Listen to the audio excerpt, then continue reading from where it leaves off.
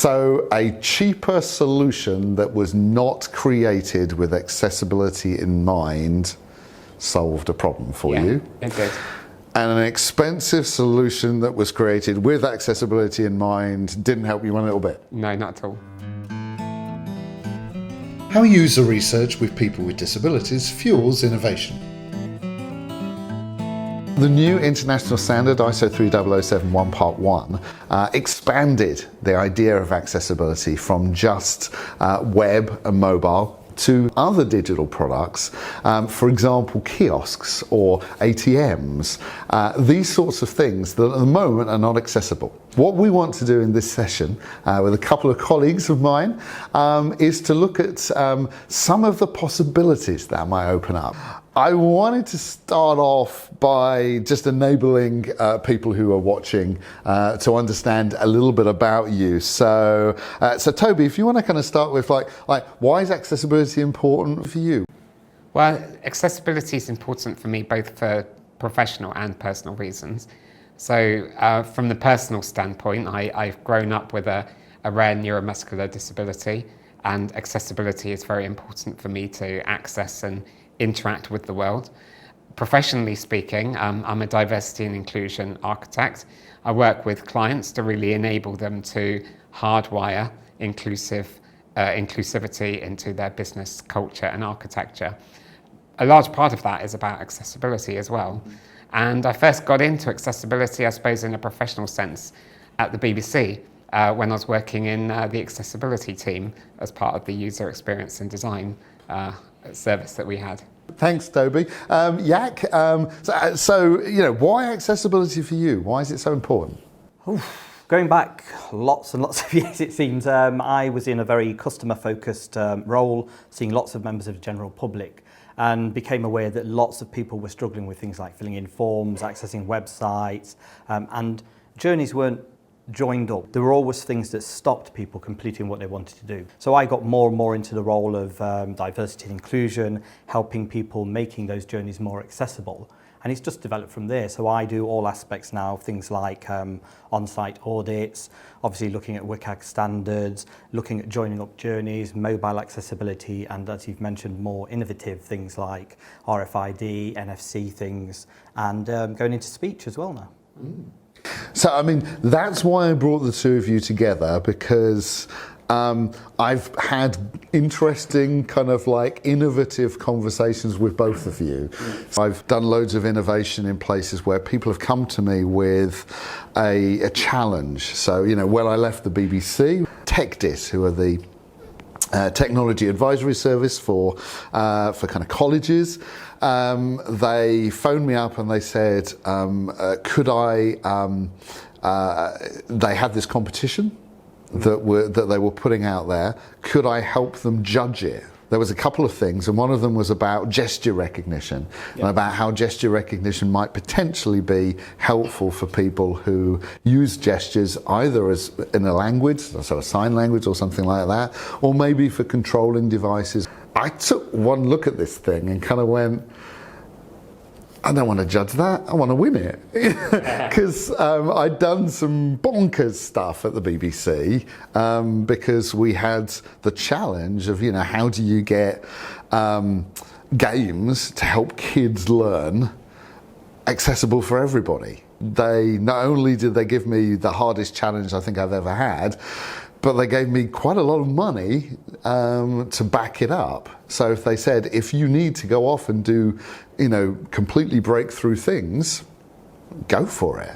And so I gathered around me people like yourselves who were able to take hard challenges like that and go, yeah, well, we could just use a bit of that, a bit of this, and a bit of that, and we came up, you know, with the first use of signing avatars, you know, for kids literature in the world. And we got Benjamin Zephaniah to do his entire load of poetry for a year, just for blind kids in literacy, all based on sort of Braille and everything as well. We did a load of really, really good stuff. We've done innovation with some of our kind of bigger clients, where the innovation is maybe not quite so sort of, you know, totally bonkers. But it's looking at things like, what is the future of retail? What's the future of banking? What's the future of these? And our kind of way of thinking about things was to say, well, you need to find some people who think that there's a problem with the current thing. And actually, most people that I know who have a disability or who work in the accessibility space are like full of like, well, that bit doesn't work, that bit doesn't work, and so you then start looking at those challenges, and great things happen. So Toby, I want to come to you because we started doing some of this actually in this very building, kind of like a few months ago after a team meeting, over kind of a pint afterwards. I thought there were some really cool things we could do with mobile phones to be able to make accessible things that aren't currently accessible, like ATMs. You didn't look at me like I was mad. You did what everybody I like working with did, which is you raised me a level.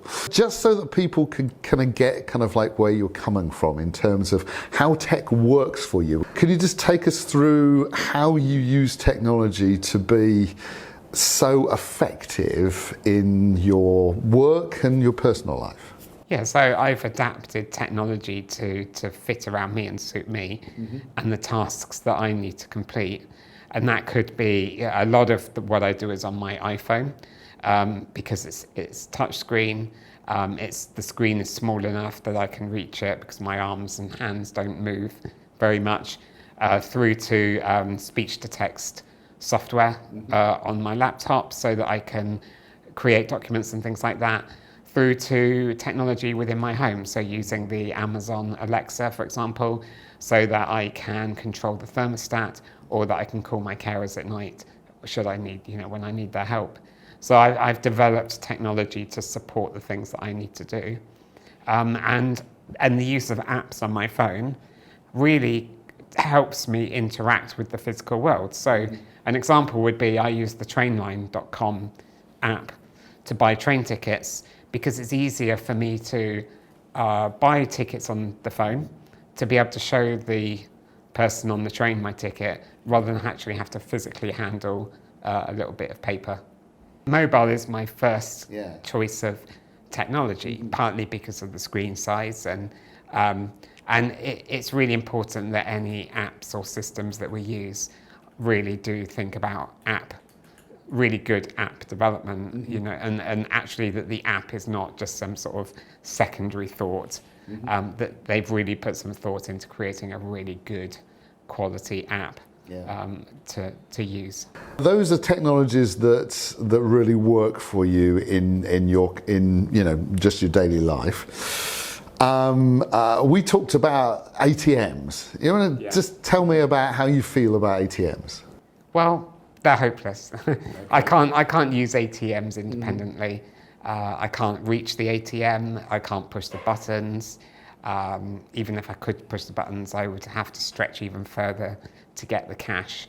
So ATMs are such a bad technology for me that the only way for me to be able to use an ATM is to have my carer do it for me. Banks got awards for making accessible ATMs. So did that help? No, because even the accessible ATMs for me, being in a wheelchair, which are lowered down ATMs, are still not accessible to me. Right, and that's because of what? Well, partly because I can't lift my hands or arms anyway, but even with a low ATM, you have to stretch into the ATM to reach the cash. So I still can't use it. That's in the new standard. In the past, we've thought about what happens on the device. The only thing that really mattered was the software on it. It didn't matter where this device was. For you, you can't reach it. They can do whatever they like on that device. It's still not going to work, yeah? Yeah, that's right. So there's a challenge. Let's just put another one in there as well, a related one. I like watching films on planes, but again, the problem with the inbuilt screens is reachability. They're kind of built in the headrest of the seat in front of me, and I can't reach it. And perhaps in some of the aeroplanes, the the way of controlling that screen is like a remote control in the armrest. Again, it's physical buttons that I can't push. Yeah. And they're on like a really annoying sort of bungee cord type thing that is quite difficult to get out, and so they're not particularly accessible either. But you still watch films on planes? Well, I just take my iPad with me. Yeah. And I just don't bother with the screen on the plane. I just download the films onto my iPad and just watch it on my iPad. Because your iPad is wherever you want your iPad to be, because it's your iPad. Plus, it's got the accessibility features that I want turned on. Yeah. So it's ready for me to watch the film. This is one of the things that got me thinking. Making those ATMs accessible for those banks required brand new ATMs. Yeah. These things are not cheap. I think we're talking about tens of thousands of pounds for every single one of those ATMs that they put in, and it didn't solve the issue. On EasyJet, they have not very much money at all. It's a budget airline, so they're not going to go, okay. So the solution to Toby's problem is we're just going to do some great thing on the chair where you can pull the screen down, and so it'll be with you. That would be incredibly expensive if it was even possible. EasyNet have a problem that half of their planes already don't have the screens there, so you can get all of the stuff that you would normally get on the screen on your iPad via Wi-Fi on EasyJet. I think it's on my train as well. Every time I log into the Wi-Fi, it kind of says, are you sure you want to work and you don't want to watch all of these things from this streaming service? Same with Virgin Trains. Virgin Trains as well. Have you used it on the Virgin Trains? Yeah, I've used the Virgin Trains app. So the Virgin Trains app, the in-train entertainment on Virgin is accessible to you because it comes to your device. Yes. Yeah. You don't have to go to their device because it doesn't exist on the train in the first place. Yeah. So a cheaper solution that was not created with accessibility in mind solved a problem for you. It did. And an expensive solution that was created with accessibility in mind didn't help you one little bit. No, not at all. I want to invent a time machine so I can go back in time and be in those ATM meetings and kind of go, I know how this ends and it doesn't end well, and you're going to waste huge amounts of money. Various things pain me in the accessibility world, but one of the big ones is when people have exactly the right motives and they still come up with having spent loads of time and effort on something and they have been misguided. Here's why you see I wanted to get us together. So, Jack, can you talk about some of the stuff you've done with kiosks and things? Yeah, so it's a really good point that you've both made on kiosks and why things have gone wrong. My experience with kiosks is there isn't enough user research done, and you aren't including the right demographics in your research. So I don't know what happened with these accessible ATMs, but from what you've described, they didn't include people like Toby, didn't include people with visual impairments, hearing impairments. If we take a supermarket, near to me, they've currently got these scanning things where you can scan items by flashing a barcode, put it in a bag and pay for it at the end. But no one has considered that actually someone might not be able to hold this device, or they might not be able to see a barcode, or they can't press the trigger.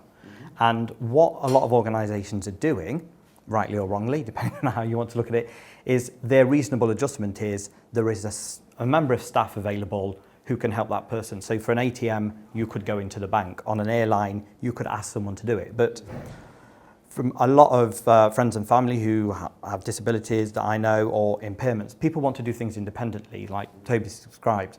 And you've got to link these user journeys together. So a quick example is I can buy tickets for the cinema very accessibly on lots of film websites, but when I go to the cinema, I then have to use an ATM to print that ticket. So Toby could use the website, brilliant, but then for some reason they build this kind of monstrosity of a kiosk that actually no one can use, isn't accessible at all, and then you have to print a ticket out to give it to someone on the door to say, I've got a ticket. Why? Just have the device on your mobile. It's this linking together of journeys, and it happens with kiosks, ATMs, it happens with websites. People don't think about how people are doing a journey through their products. It's just, we will make these things in silos accessible, but hang on a minute, Toby needs to get on the plane, he needs to watch a film, I need to print a ticket, you need to get your ticket for the cinema. And if you're not putting all that together and including the right people in your research, then unfortunately you're doomed to failure. What Yak's talking about really is doing proper user-centered design. And what a lot of organisations do when they're creating new technologies and they come across a user with a disability or an impairment is that they go, well, this is a bit of a, this problem's too hard for us to solve. So the default position is that that particular user needs to go and get some human support elsewhere. So we're not going to solve the problem with our technology. We're going to just redirect them to another person. For me, that's crazy. The biggest innovations in history have come out of people engaging with people who have a problem with the way it currently works. Alexander Graham Bell was trying to help deaf people when he created the telephone. It's kind of ironic because deaf people hate telephones, but that's what he was trying to do. The first typewriter was created for a blind countess. Ray Kurzweil was trying to do really interesting stuff for people with disabilities when he created optical character recognition. Can I give you an example that happened to me yesterday? So yesterday I went to go and meet one of my clients, and they've got this really nice fancy office. And to get into the office, you have to sign in using a touchpad, like an iPad type device on their reception desk. So first of all, I couldn't reach the device because it was on their reception desk and they've got a high up desk. In order for me to sign in, I had to get my carer to type in my name and the name of the person I was meeting and then sign the non-disclosure agreement or the thing I had to sign. People are saying, we've self-service kiosks, so we don't need as many staff to help. And in Toby's case, you wouldn't have been able to sign in if you hadn't got your carer with you because there wasn't an alternative. If there was a sign on the desk that said, go to this website on your mobile phone, you could check in on your mobile phone. And I was thinking, that would help me. But imagine you've got a long queue of people at the reception desk. Everybody could be signing in at the same time on their own devices. And that would just shorten the amount of time it would take to check people into the building. Businesses really need to be thinking about return on investment rather than how much it's going to cost them. I would look at the needs of anybody who does not like the status quo. So doesn't like the current solution. I don't have a problem with ATMs. They work for me. So therefore, as an innovator in ATMs, if I'm talking about my experience, I have nothing to say. I have no means of making a bank more money by getting return on investment for great innovation because I have no perspective. Listening to Toby, I think, is miles better than listening to me or listening to probably most of the people that they would talk to about how do we make the next generation of our products. Even the most forward-thinking organisations sometimes kind of get stuck in a rut. And change is difficult. And if you change things, sometimes they're going to fail. But I like a little thing my daughter said to me recently, that fail is first attempt in learning. You try something, it's not going to work necessarily, but if you've built it kind of as a prototype or an MVP, like minimum viable product, like in an agile way, if it doesn't work, you can throw it away. You can do the user research, iterate, and develop things. You need to look at people who think differently, people who challenge the status quo, like you've mentioned, who aren't just going to go, we've done that for 20 years, let's carry on. Trying something new. Teflon came out of NASA. Shaking people out of the normal way of doing things makes a lot of money when you get it right, and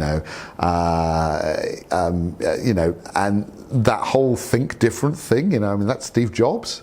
I met a really innovative startup. What they do is they take content from a website and they convert it into British Sign Language films as a translation. And what they're working with a big bank at the moment. And one of the things that they've said is that the bank has suddenly realized how inaccessible the language is on their website when they're describing their mortgages. Because, for example, the bank talks about money laundering, but the conversion from money laundering into British Sign Language, somebody who's deaf literally thinks it means putting your money into a washing machine. And so the bank have had to go back and really think about how do they communicate what money laundering is, because they've realized that actually the language isn't as simple and as straightforward as they thought it was. One of the things which makes this a really interesting case study is that there are very, very few people who use British Sign Language. Yeah. You know, when I was last looking at it, the stats are around 50,000 people. So from an ROI perspective, putting stuff into sign language is not good ROI at all. But what you're saying is a thought process that actually kicked off from that has enabled them to not only get 50,000 people potentially who are more interested in banking with them, but actually all the people who probably don't give two hoots about sign language, wouldn't understand it at all, may, as a side effect, get a much better experience on the website because that impetus has kicked off a different way of thinking. Yeah, absolutely. Yeah. Okay, so open season. Any things that don't quite work at the moment that we wanna try and apply this to? Asking try people and do to that. print stuff from websites Yeah. for any reason, to take it to pick up a Yeah. call. Who is that a problem for? This has been an issue for me. In running my own business, I don't have a printer. There's been a couple of occasions when I've been working with an organisation and they've asked me to print off. So, for example, they wanted my banking details, and then they wanted me to sign the piece of paper, and I was like, why can't you just have a digital signature? I can't print the document, but what I can do is use the app like DocuSign, and I can print it using my finger or sign it using my finger on the app. And they did accept that, but I think in that case, it's just a case of an organisation that hadn't quite updated their process. But it did produce a bit of an obstacle for me. I think in a lot of these cases, it's organisations that just are stuck in their ways and they haven't really thought about the need to update their processes and go paperless. But would it be good for them to go paperless? If somebody with a disability actually went along and said, look, I'm going to challenge you under the Equality Act or whatever, that I cannot use your product, your service, because of this, that person might actually be doing them an incredible favour. So we have an example of that. So Toby and I worked with an organisation where we did what was called an on-site review. So we went in, and part of their process for donating was a direct debit form that was a PDF that was totally inaccessible, that effectively you had to print, sign, fill in. And it was like, well, can't we do this electronically and have people send their bank details to you? And that got rid of the paper thing. It was, people had kind of been aware that maybe it was a problem, but it was this direct challenge that actually that is breaking your journey. And more importantly, you're losing people who would want to give you donations. The minute I see something where it goes, fill it in and post it back, I just go, no thanks, I'll go somewhere else. I'm not interested. I want to be able to do it online. Whether you have a disability or impairment or not, if printing off the direct debit form puts you off donating money, that's not growth for them when they want to get more donations coming through the door. Toby, you're using smart speakers. I know what you currently do with your Amazon Echo. Is there anything else with that device that you think could help, would make life better, would solve a problem? Well, within the home, I mean, I've currently got it connected up to Hive for the thermostat. I use it as an intercom to be able to call my carers at night. Things that I want to start adding to it is turning on and off lights, answering the front doorbell, opening the door, if we can get some sort of mechanism on the front door, turn the kettle on would be quite nice. All of those, and what's really interesting is that this type of in-home assistive technology, in order to do those things, has been available. Yeah, it's not new, is it? It's not new, but a decade ago, it was really expensive. You had to get some sort of disability grant to have it installed in your home. It was ugly and clunky. And the likes of, Google Home and Amazon Alexa and the such like have actually just made it so much more mainstream and cheaper and affordable. Yeah, that project that I was talking about for TechDis at the start, that was only affordable because Microsoft had brought out the Kinect, so the games controller. So we were doing gesture control for young people who use the Makaton Sign Language using a games controller that was £150, which about 2 years previously would either have not existed or have been something like 10,000. We did quite a lot of work with Microsoft for a while. They were really intrigued with what we were doing with their tech. They hadn't, Microsoft are now all over inclusive design, and they've always cared. I don't think, back when we were doing it, they'd really thought, the Xbox kind of like Kinect controller is kind of like an accessibility play. These days I think they would. They'd be like way ahead because this is how they think about things. Yes. But I'll give you another case in point. So smart glasses. Anyone remember like the Google Glass? Briefly. They had a technology that was incredible, absolutely incredible. Really, really cool. I think I've still got me with my Google Glass on my Twitter feed because I still think it's cool. It wasn't perfect. It was certainly, that first try. The problem that they had, and the reason why it's not been around for ages, was because no one could think of a thing to do with it originally. It was like, okay, I've got this thing, I know it's cool, but I just don't know what to do with it. They weren't looking until right at the end at the people who actually might need it. And then what the weird thing that happened was once they actually took it off it was never really on the market, but once they took it off, from you could get it easily, people from mostly the academic community started to look at how that could help people who were blind with wayfaring. If a blind person is wearing this thing, it knows where they are, it knows, so basically, and it could be giving the instructions into their ear all of the time. Google Glasses would be good for me because if I'm trying to find my way around London, I can't hold my phone using Google Maps with the, with navigation.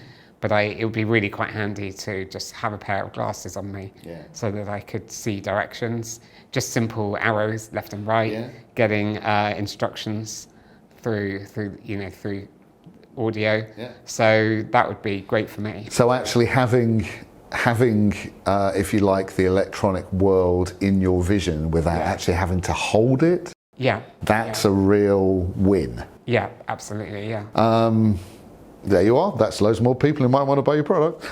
You're talking about, in some cases, the Internet of Things, and there's lots and lots of evidence that if you linked things up, I know someone who's got a pendant that if they do fall, it automatically rings a number, but there's no reason an Alexa speaker couldn't say, hello, it appears you've fallen down, are you okay? And by voice, you can just go, oh yeah, I've just dropped it, no emergency. Or if it doesn't get a response, it then does dial someone.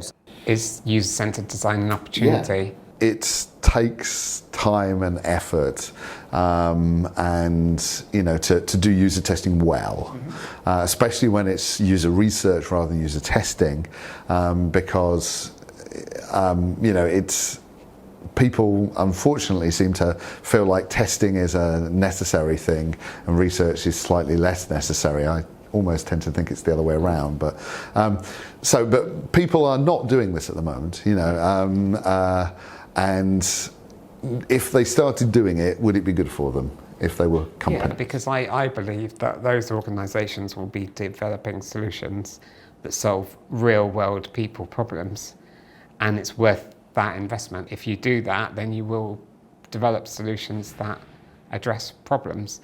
Otherwise, I think companies will be building solutions that fix the wrong problems. Yeah, which is the expensive thing. Yeah. I've spent all of this money and I've got nothing. Yeah. I'm hoping that some of those products that, the first time it happened, it didn't work. The accessible ATM, Google Glass, with the right thinking, can go from tumbleweed to the O2. Because I'm guessing someone is making lots of money out of that building. And it probably wasn't the people who did the original Millennium Dome. It was whoever had the vision to be able to look at that and say, it didn't work, but it could. Yeah. And I think that's what I want to encourage. And I kind of feel like some of those people are the people like us. Who can actually look at the world and say, yeah, there's something here that can be better. Yeah. Let's do something. Yeah. Absolutely, definitely. Thank you so much, both of you. It's been great. Thanks. Thanks.